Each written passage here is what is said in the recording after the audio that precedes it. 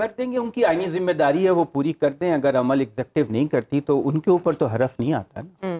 वो तो अपनी आईनी जिम्मेदारी से ओहदा बरा होंगे। आइन में वाज़ेह तौर पे लिखा है कि अगर सदर असम्बलियाँ तहलील करेंगे तो निगरान हुकूमत कायम करेंगे, उसको तकर्रुर करेंगे और 7-90 रोज़ के अंदर अंदर इलेक्शन की तारीख का ऐलान। और वो जो वज़ीर आज़म की एडवाइस पर अमल करने की बात जो इलेक्शन कमीशन कर रहा है कि in accordance with the advice of prime minister, तो अगर निगरान वज़ीर आज़म एडवाइस नहीं देते इसका मतलब वो इनकी खिलाफ वर्जी कर नहीं नहीं, जो असेंबली की तहलील का नुक्ता जिस पे इलेक्शन कमीशन बात कर रहा है ना, तहलील उनकी एडवाइस पर ही हुई है। वो ये कह रहे हैं कि जब आपने इतनी जल्दबाजी क्या थी, आप अमल करने के पाबंद हैं उस वज़ीर आज़म। मुझे तो ये समझ नहीं आती ये 2-3 दिन की जल्दी क्या थी। अगर एक जमात ने 2 असेंबलियां, सॉरी आपका टाइम नहीं, अगर नहीं वो बात सही है, आप 2 असेंबलियां खत्म की थी तो इतना तूफान उठाया गया कि जी इतनी जल्दी खुद आप जो करके गए हैं और उसके बाद अब आप यू टर्न ले रहे हैं। मुसद्दिक मलिक साहब कह रहे हैं 90 दिन में करेंगे। होना तो वही है जो होना है, और जिन्होंने करना है उन्होंने वही करना है जो उन्होंने करना है। लेकिन इलेक्शन कमीशन ने, हाँ शायद इलेक्शन कमीशन या सरकारी मशीनरी, हमारे एग्जेक्टिव बहुत पावरफुल है पाकिस्तान में और एग्जेक्टिव की हुकूमत रही है इस मुल्क में। अच्छा, तो देखिए मसलहतें भी हैं, इकॉनमी ख़राब है, अब तो रोटी नहीं मिल रही, हक़ नुमाइंदगी क्या मिलेगा, बिजली नहीं मिल रही लोगों को। तो अगर फरवरी में भी इलेक्शन हो जाए तो खुशकिस्मती होगी पाकिस्तान के लोगों। मुझे तो मामला शायद इससे भी आगे जाता नजर आता है।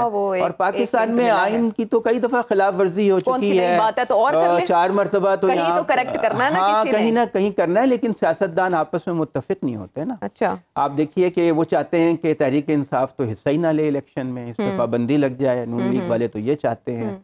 और तो आप जब जिसको शक की निगाह से देखा जा रहा है वो ये कि डोनाल्ड ब्लूम से तो मिल रहे हैं चीफ इलेक्शन कमिश्नर, लेकिन सदर साहब से वो जरा गुरेज कर रहे हैं मिलने से।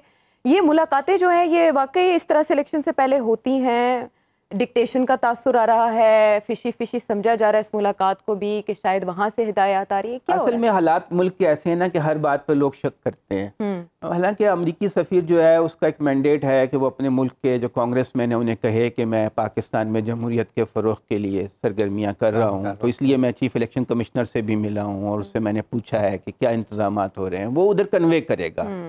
अब तहजीब का तकाजा तो ये था कि चीफ इलेक्शन कमिश्नर आइनी ओहदा है सदर मुमलिकत का, उनके पास जाते, उन्होंने इनवाइट किया था, उनसे मिलते और अपने जो तहफ़्फ़ुज़ात या कानूनी पोजीशन थी उनके सामने रख देते, बजाय इसके कि उन्हें लेटर लिखते एक अदब का और तमीज़ का। सदर साहब इस बुनियाद पर उनके खिलाफ कोई कार्रवाई नहीं, कानून आइन में तो ऐसा कुछ नहीं कर सकते। अच्छा, नहीं ऐसा कुछ नहीं कर सकते। सुप्रीम जुडिशल काउंसिल में रेफरेंस भेजा जा सकता है, लेकिन ये कि इस वक्त जो हालात हैं आपको पता ही है कि उसका हर कोई अपनी कर रहा है। हाँ, मतलब है कि आइन सुप्रीम कोर्ट अपना ऑर्डर इम्प्लीमेंट न करवा सका सुप्रीम जुडिशल काउंसिल में। अब मुझे लगता है कि ये सितंबर के वक्त तक जो है ना मामलात उलझे ही रहेंगे, क्योंकि कुछ लोगों का ख्याल है कि चीफ जस्टिस उमर अता बंदियाल जब रिटायर हो जाएंगे तो फिर अदलो इंसाफ का दौरा मुल्क में हो जाएगा और बोलबाला हो जाएगा। जावेद लतीफ़ तो अक्सर ये बात कहते हैं, आपको पता है नून लीग के।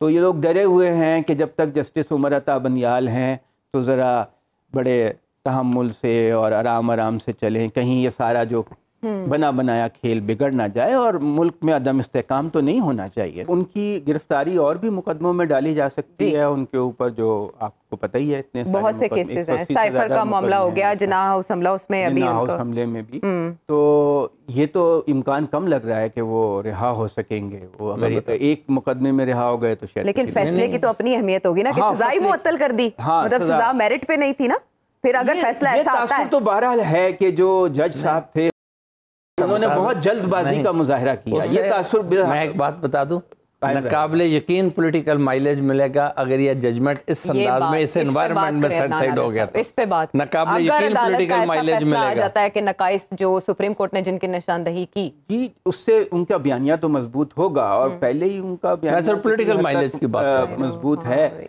अब ये है कि इससे किसी हद तक फजा की टेंशन भी तो कम होगी। अगर वो फर्ज करें कि वो बाहर आ जाते हैं घर चले जाते हैं या घर में ही नज़रबंद रहते हैं। पहले भी तकरीबन नज़रबंद ही थे। जैसे वो अरेस्ट किया गया, फिर सुप्रीम कोर्ट ने वहाँ मुदाखलत की, फिर वहाँ से रिहाई हुई, तो वो एक इम्प्रेशन गया ना। ओवरऑल जो सियासी माहौल है उसमें कशीदगी में थोड़ी कमी सकती आएगी और मामला फिर लेवल प्लेइंग फील्ड की तरफ बढ़ेगा। कुछ ऐसा देखते हैं आप? नहीं, गिरफ्तार तो भी वो बहुत सारे मुकदमा लेवल प्लेइंग फील्ड तो उनका मकसद तो ये है कि तहरीक इंसाफ को मैदान से निकाल दिया जाए और फिर इलेक्शन कराए जाए। वो उनका जो लेवल प्लेइंग फील्ड है मरियम नवाज का और नून लीग का, वो तो यही है कि इनके ऊपर पाबंदी लगाई जाए। लेकिन मुझे लगता नहीं है कि ऐसा हो सकता है, क्योंकि अगर ऐसा हुआ तो पूरी साख जो है इलेक्शंस की और सियासी सिस्टम की वो ख़त्म हो जाएगी। अच्छा, वैसे इतना अगर इसमें वजन है इस केस के अंदर, जैसे जल्दबाजी में उन्होंने ये फैसला भी दिया, तो इस्लामाबाद हाई कोर्ट इसको खुद ही अगर देख लेती तो बेहतर था। अगर अता बंदे आज़म चीफ जस्टिस साहब के रिमार्क्स ना आते सामने तो शायद मरियम नवाज साहिबा को मौका ना मिलता। देखिए, वो तो आए ना आए, मौका तो सियासतदान खुद ही निकाल लेते हैं। बड़े अरसे के बाद बात की उन्होंने। कहते हैं ना, आटा गूंदते हुए हिलती क्यों है, तो वो तो सियासतदानों को तो कोई ना कोई मौका मिल ही जाता है। लेकिन ये है कि इस्लामाबाद हाई कोर्ट के उसके ऊपर हमें एतमाद रखना चाहिए। वो अगर तहम्मुल से आगे बढ़ रहे हैं और ये तासुर नहीं दे रहे कि जल्दबाजी की जा रही है या कोई रिलीफ देने में बहुत कोई सुपर स्पीड दिखाई जा रही है, तो ये ज़्यादा अच्छी बात है, ये उनके हक में जाती है।